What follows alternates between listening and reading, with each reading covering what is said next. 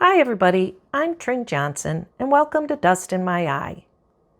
So after all the painting small I have been doing between World Watercolor Month and April, I decided to paint a little bigger. This is about as big as I generally paint. And I made this sketchbook back in 2019, I think. And we painted the covers in my watercolor class I was taking. We gessoed old album covers, and then we painted on them, did a little collage. Then I covered it with brush-on polyacrylic, I believe. The back is another old album cover, not the same album actually. And then I did a Coptic stitch and used 90-pound Fabriano Artistico paper to make this sketchbook. And I'm looking at doing one of these photos today. I'll throw them up here. And I think I'm going with the beach scene. Eventually I'd like to do all of them in here. And if that sounds like something you would like to watch, then come and join me.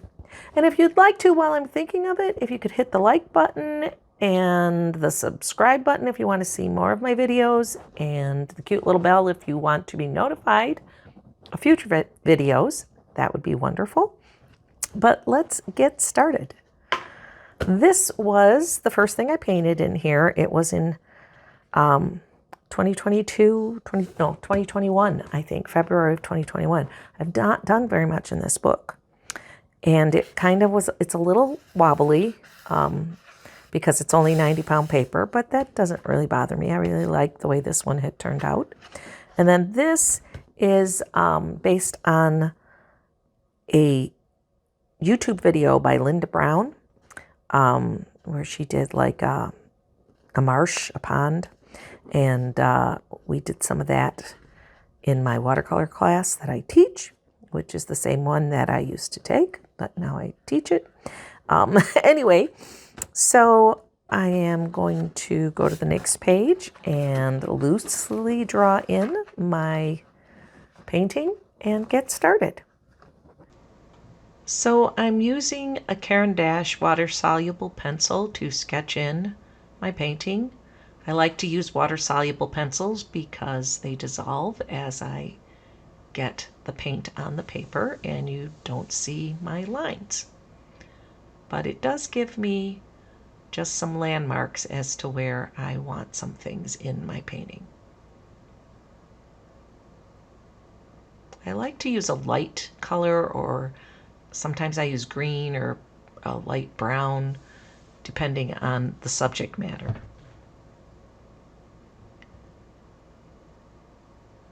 And now, since this paper is only 90 pounds, I decided I should clip it because it does curl up a little bit.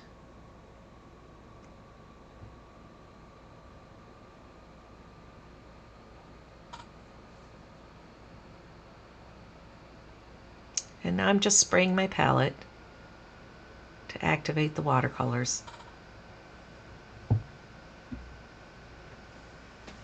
And I'm using a nice big mop, kind of a mop or a quill.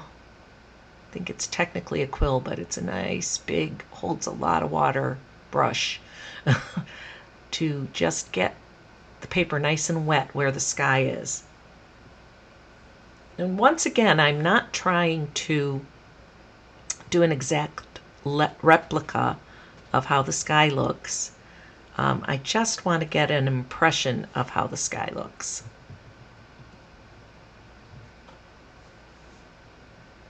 So I'm mixing up some Venetian red and some ultramarine blue. And then I think I throw in a little cobalt blue and a little bit of cerulean blue too in the sky. But I'm trying to get a nice Payne's gray kind of dark bluey color for the dark bluey parts. But I'm going to start with the brighter blue parts, and this is where the cerulean came in. And it was a little bit green. Re-wet my paper first just to make sure it was good and wet. And that's the cerulean. It was a little bit too green, so I added a little cobalt. And then I'm just very loosely trying to mimic what is going on in the sky. And I'm trying to really not overwork it because I want it really loose. So I'm just getting, like I said, an impression of that kind of a sky.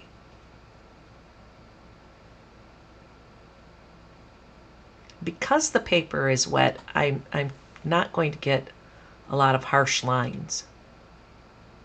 But it is ripply. You can see that, especially down in the blue at the bottom. But that's okay because I kind of work with it a little bit.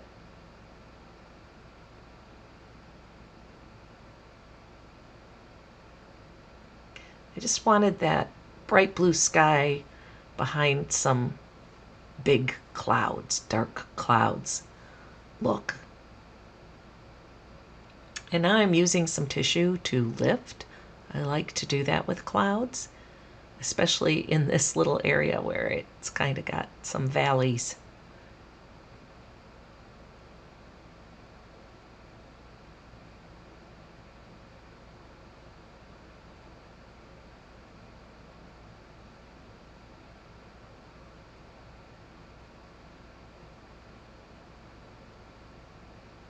It's a little harsh line there, and I was trying to just lose a little bit of the edge.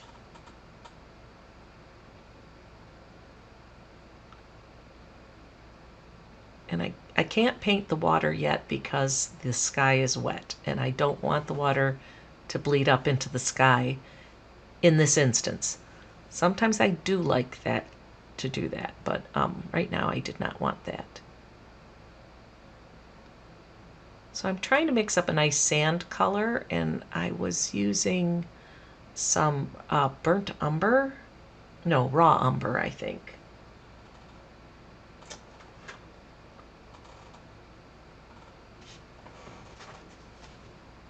Raw umber, I was right. I was using raw umber and some alizarin crimson.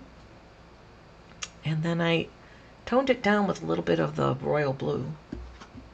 I said navy before. It was royal blue, not navy blue. It's a Holbein color.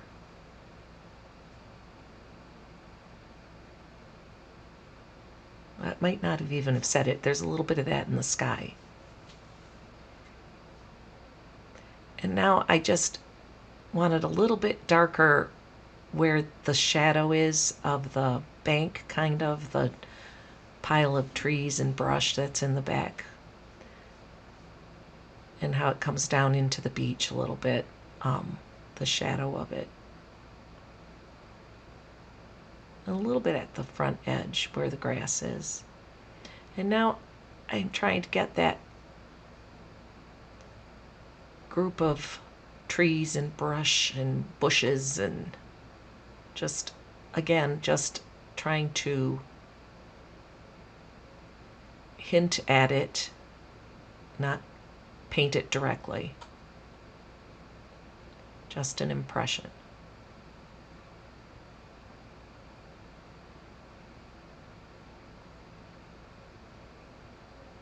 A little bit darker. That really is the darkest part of the painting, really.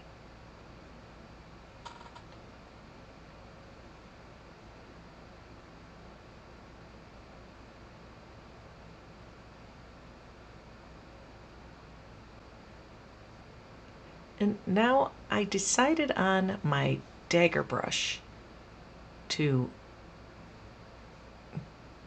use for the trees that are sticking up. It's a very expressive brush, and along the same lines of what I did in the first painting. It helps keep you really loose because you really don't have a whole lot of control with a dagger brush, which is that's the fun of it.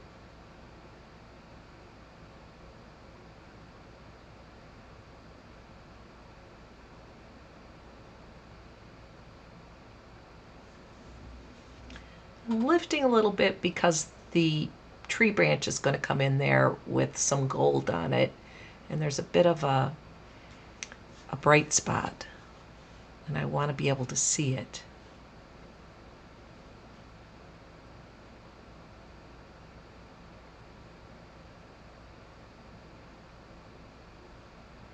Just coming in with the daggers and trying to get some grass in, some of the beach grass.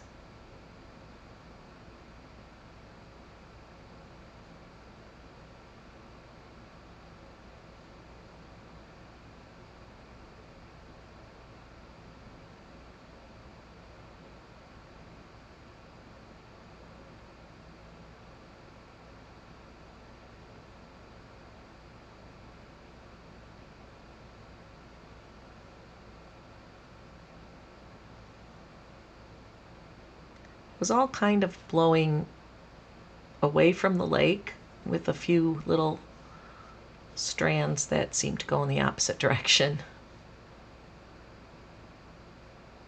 So I'm kind of using that a little bit and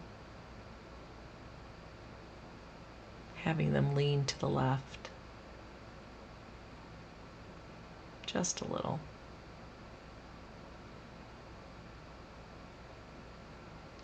Now I'm just trying to get the clumps of grass in that are down the beach.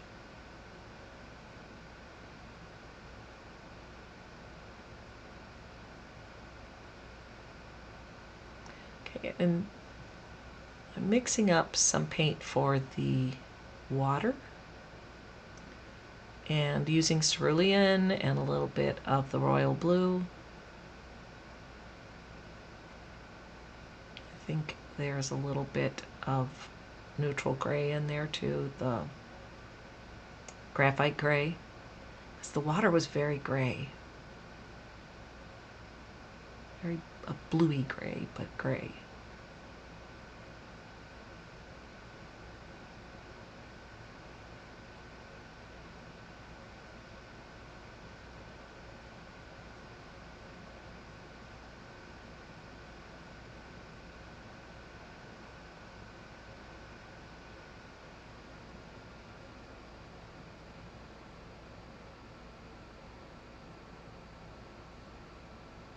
It's a little darker right before the water starts.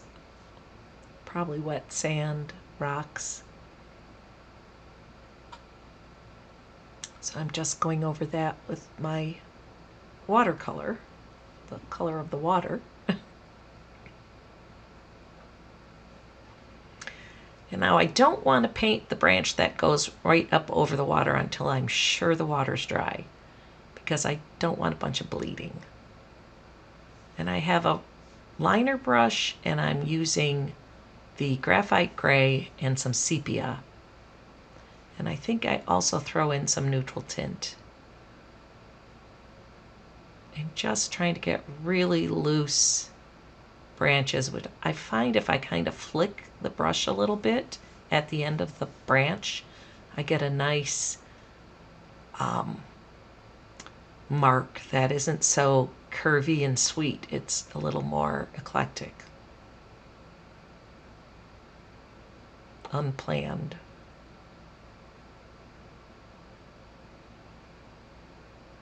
And now it's dry enough so I can get that nice big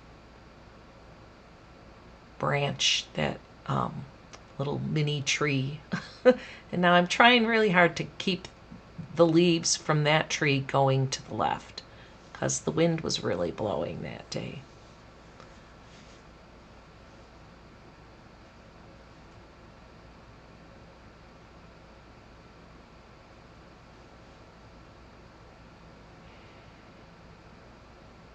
I'm mixing some Aussie red gold with some lemon yellow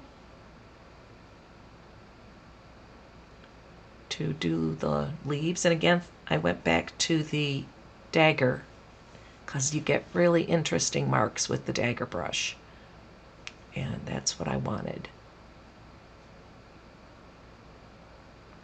I want to get some in on top of where the trees are in the back, but they weren't showing up as much as I'd like, so I added a little white to my yellow so they'd pop a little more.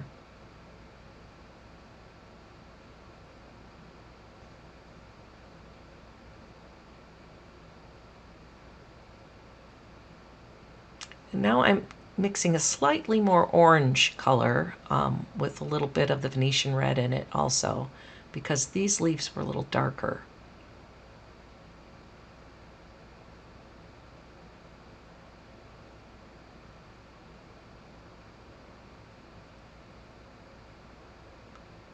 A little pop of the lemon yellow.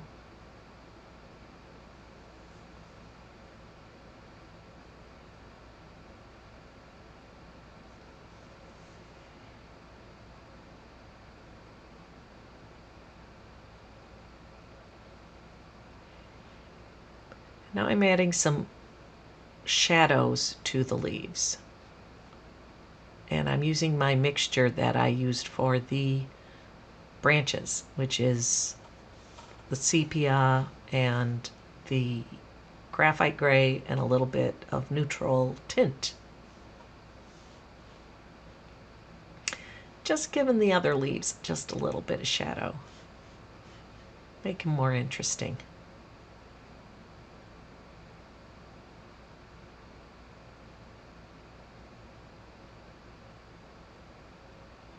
And now I wanted a little more contrast. It seemed all very pale, so I went in with the mop brush and the dark color and went around my leaves a little bit and just tried to get some contrast back in the tree line back there.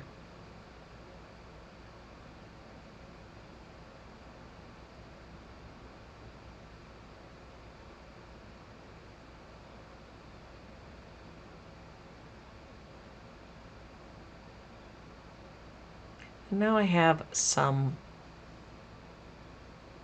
perylene green and or perylene black, I'm not sure. I think it's perylene green in watercolor. And I am just adding some shadows to the grass, just some dark, to make those a little more interesting and a little more contrast.